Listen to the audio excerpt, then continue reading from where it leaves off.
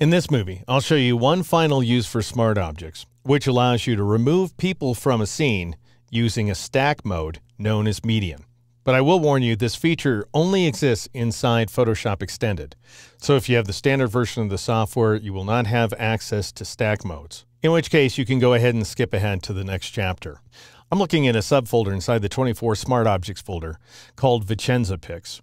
And if you go ahead and click on Teatro Olimpico 1 and shift-click on Teatro Olimpico 4, then you'll select 4 different files. And I'm going to press the space bar in order to preview the image at full screen.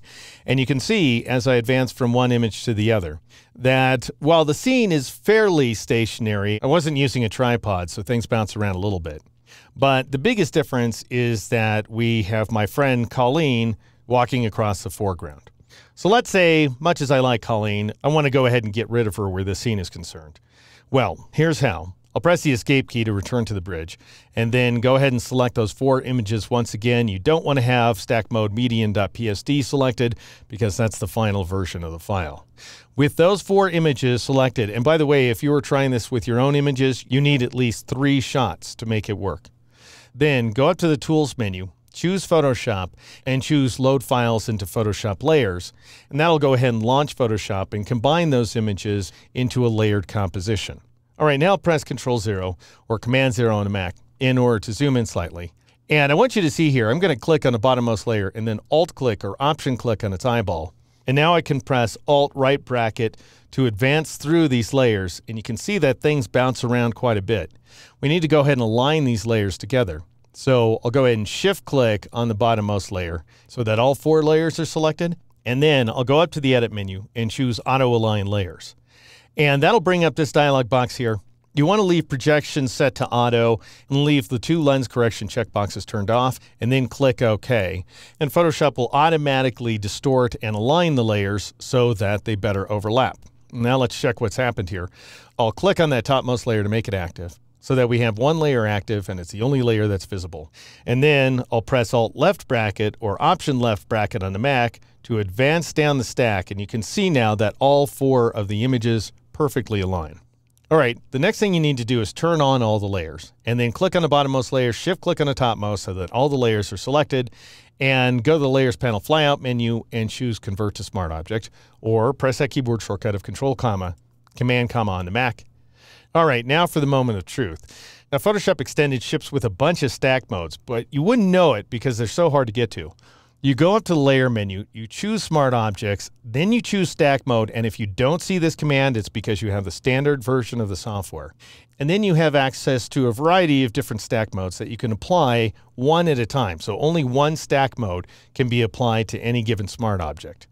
Now, just by way of example, I'll go ahead and choose Mean. Each one of these modes blends the images together differently.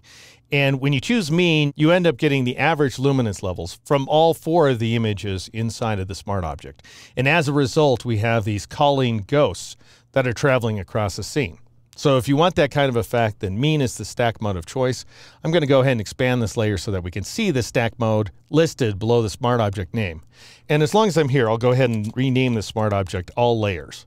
All right, so that's pretty interesting. There's some other ones that are available to you.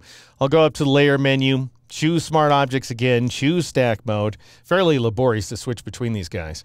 And I'll choose Minimum. And what that's going to do is keep the minimum luminance level, in other words, the darkest color, from all of the layers combined. And as a result, we're going to get some pretty fleshed out versions of all the Colleens in the scene because she's wearing that dark clothing. It doesn't entirely give us just Colleens, however, because she's got some lines going through the highlights in her face, which, after all, are brighter than the background. However, the effect I really want to achieve is to eliminate Colleen from the scene entirely. And to do that, you go up to the Layer menu, choose Smart Objects, choose Stack Mode, and then choose this guy right there, Median. And that will find the most popular luminance level associated with all of the layers.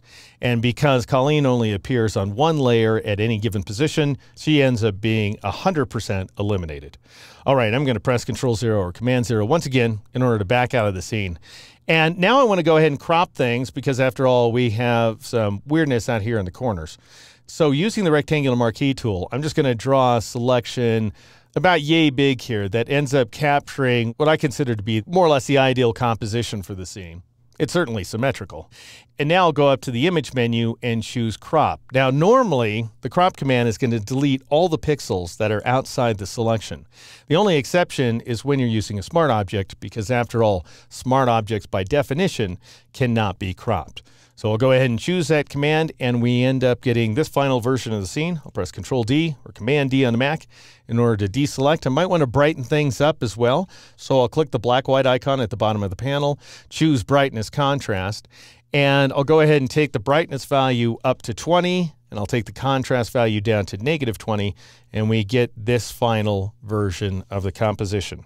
Now I'll press Shift F in order to fill the screen with the image and zoom in as well, and that's how you use the median stack mode to eliminate people and other moving objects from a scene.